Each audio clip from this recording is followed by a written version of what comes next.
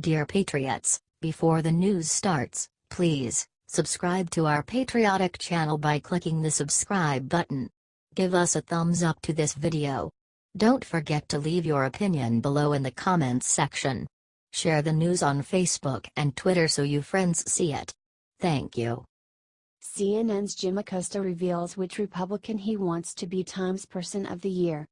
Time magazine made President Trump their Person of the Year in 2016, but this isn't as good as it sounds. They juxtaposed the M in Time to be right over Trump's head, making it look like he has devil horns.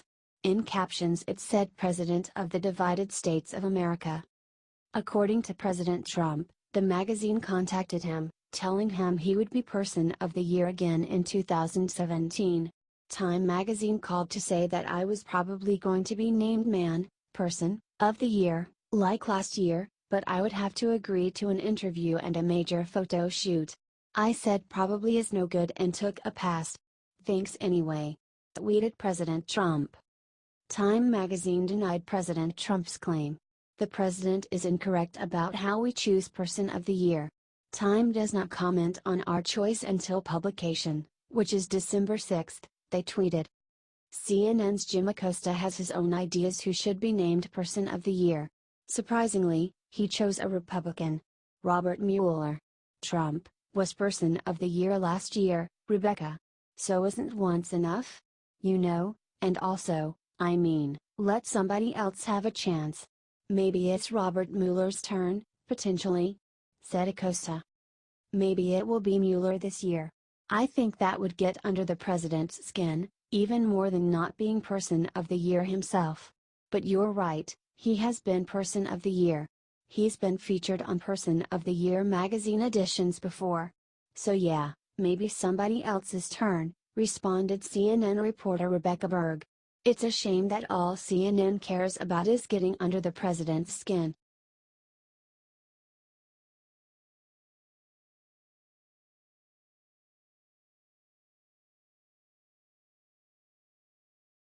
MSNBC's Reid calls people who compare Al Franken to Roy Moore insane.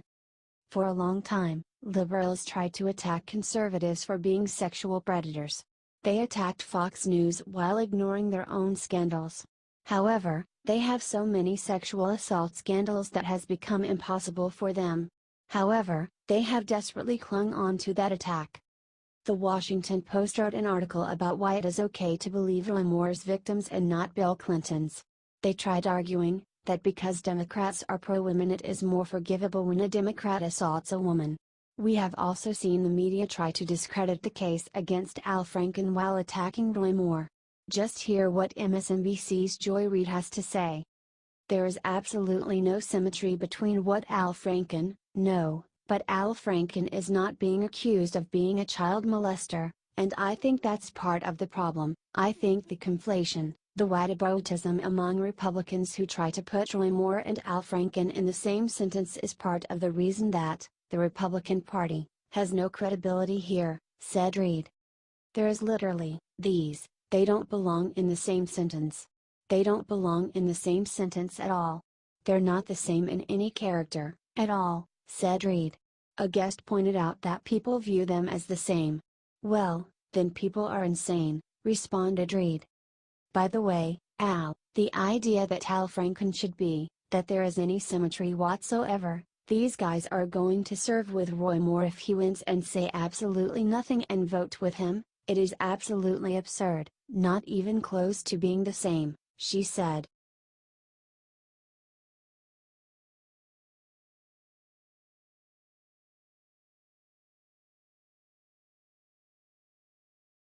You don't deserve a bullet, Thurman goes Kill Bill on Harvey Weinstein.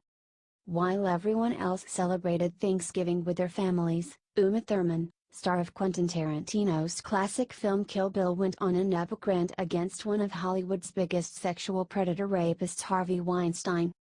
I am grateful today, to be alive, for all those I love, and for all those who have the courage to stand up for others. I said I was angry recently, and I have a few reasons, #MeToo, in case you couldn't tell by the look on my face, wrote Thurman on her Instagram. I feel it's important to take your time, be fair, be exact. So, happy Thanksgiving everyone.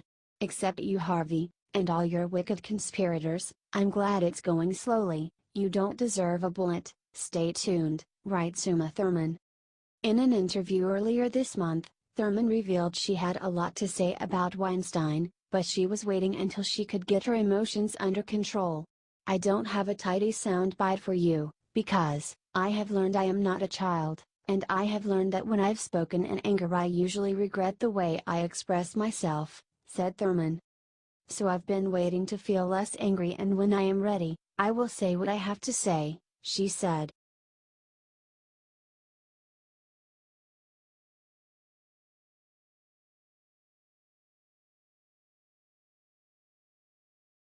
Liberal writer explains why white people make America worse than North Korea.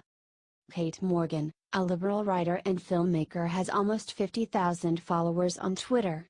Despite being white herself, Morgan shared some of the most vile angry messages about white people you've ever seen. She started off a conversation with the following tweet: "I hate white people."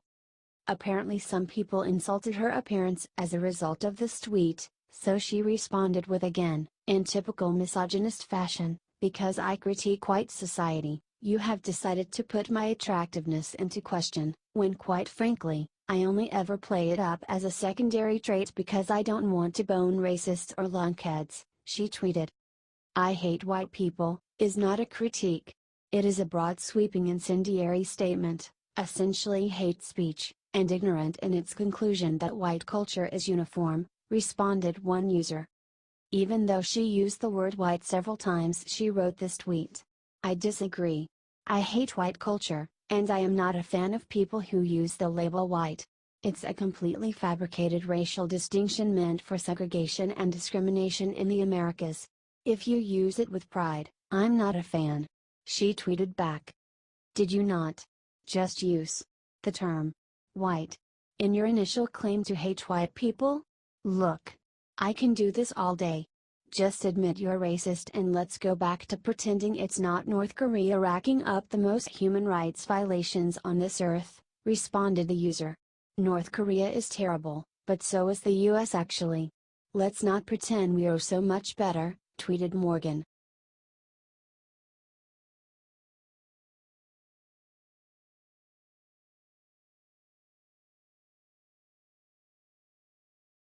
Hollywood stars rally against the New York Times for being too conservative after latest article. The New York Times has come under fire from President Trump and the American people for having an extreme liberal bias. However, according to some liberals in Hollywood and the media, the New York Times is too conservative. It started with an article about millennial conservative icon Ben Shapiro called Ben Shapiro, a provocative gladiator, battles to win young conservatives. Nid writes puff piece on a former Breitbart bottom feeder. Number of critics, liberals, Dems quoted in piece, 0. This is why Trump is president. Nid's decades-long obsession with churning out right-wing puff pieces is one of the great untold stories in DC media, tweeted Eric Bullard, a former staffer at Media Matters, Salon, Rolling Stone, and Billboard. Bullard seems to believe that right-wingers having any kind of voice is what caused Trump to be president. In reality, liberals trying to censor, suppress and rid the world of conservative voices is one of the things that made Donald Trump's presidency a necessity. Hollywood superstar Deborah Messing reveals that she canceled her subscription to the New York Times for running one relatively pro-conservative article in a sea of pro-liberal articles. "And why I canceled my subscription to @New York Times," tweeted Deborah Messing. "Mr. Shapiro, conservative thinker, entertainer, trash talker and destroyer of weak arguments, has been called the voice of the conservative millennial movement. He represents the tastes of an emerging political class. If Rush Limbaugh is someone your dad listens to on his car radio, Mr. Shapiro, 33, a graduate of Harvard Law School, is the cool kid's philosopher, dissecting arguments with a lawyer's skill and references to Aristotle," writes the New York Times.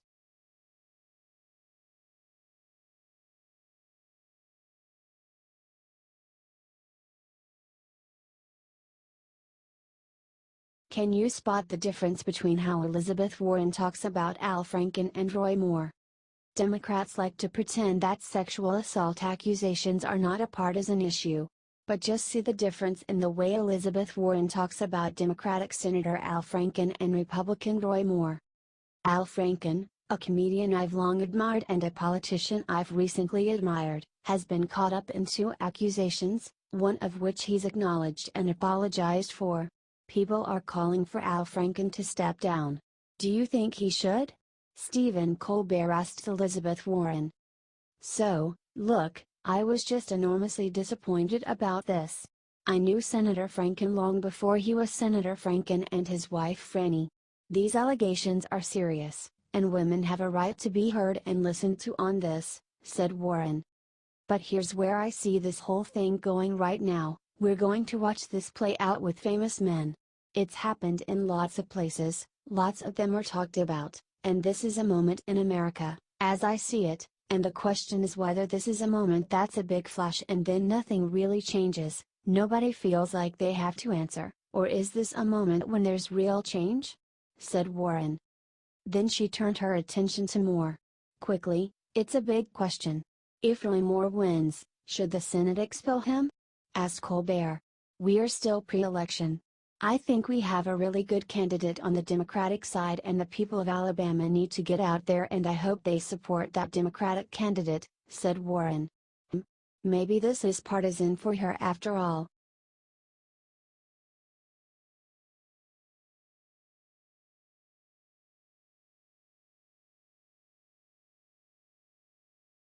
MSNBC guest accuses Trump of rising every morning to excrete the feces in insane rant.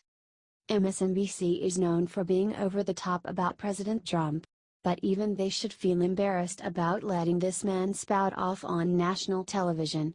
Georgetown professor Michael Eric Dyson went on television and screamed at Trump for excreting the feces of his moral depravity.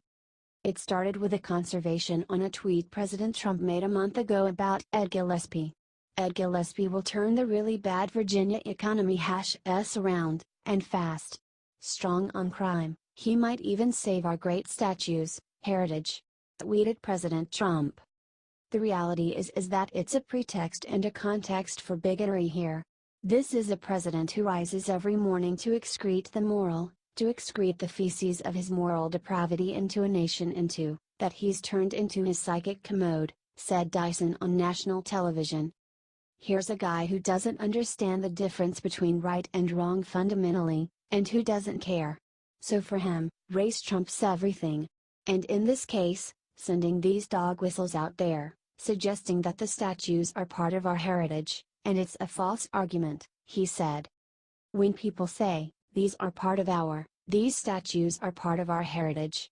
Yes, but your heritage is bigotry. The Civil War was not fought in regard to race and slavery. It was fought for states' rights. The states' right to do what? Own slaves, he said.